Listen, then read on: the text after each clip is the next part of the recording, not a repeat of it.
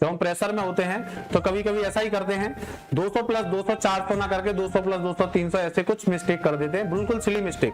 तो ऐसी सिली मिस्टेकों से बचने के लिए ध्यान रखा करो कि अगर किसी क्वेश्चन में आप एग्जाम में बैठे हो, अगर एग्जाम में बैठे हो आपसे कोई सिली मिस्टेक हो जाती है क्वेश्चन में और उसके बाद आंसर नहीं आ रहा, कभी कभी हम क्या करते हैं 3 दूनी 6 कर देते हैं या 3 दूनी 9 कर देते हैं, जबकि 3 का स्क्वायर 9 होता है और 3 गुना 2 6 9 कर देते हैं। ऐसी सिली मिस्टेक जब होती है जब एग्जाम में हम बैठे होते हैं और हमारे ऊपर थोड़ा प्रेशर होता है। तो इन सिली मिस्टेक से बचने के लिए बेटा क्या करना है आपको, इन सिली मिस्टेक से बचने के लिए जिस क्वेश्चन में आपका आंसर नहीं आ रहा है, आपने बिल्कुल प्रोसेस सही किया है, सही तरीके से सॉल्व किया है और फिर भी आंसर नहीं मैच कर रहा, तो तुरंत समझ जाओ कि हम कहीं ना कहीं कोई छोटी मोटी गलती कर रहे हैं। उस क्वेश्चन को एक बार छोड़ो और अगले क्वेश्चनों को सॉल्व करो और फिर से लौट कर उस पे आओ।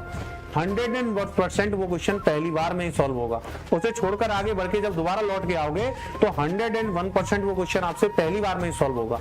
तो अगर इस तरह की कोई भी सिली मिस्टेक आपसे एग्जाम में होती है तो उस पर जिद पकड़ के बैठ नहीं जाना, ज्यादा टाइम वेस्ट नहीं कर देना। अगर आप उसी ये क्वेश्चन पर ज्यादा टाइम वेस्ट कर दोगे तो बेटा पूरा पेपर खराब हो जाएगा। तो अगर पूरे पेपर को आपको खराब होने से बचाना है तो उस सिली मिस्टेक से बचना है। अगर किसी क्वेश्चन पर ज्यादा टाइम लग रहा है, आपने देखा हमने पैटर्न भी सही यूज किया है, तरीका भी सही है, सब कुछ सही है, लेकिन आंसर नहीं आ रहा, तो आप उसे छोड़ दो जल्दी से। छोड़ने की कला भी सीखो एग्जाम में। एग्जाम में अगर जल्दी से जल्दी ज्यादा क्वेश्चन सॉल्व करने तो आपको छोड़ने की आर्ट भी आनी चाहिए कि कौन सा क्वेश्चन छोड़ने वाला है, कौन सा पहले करने वाला है।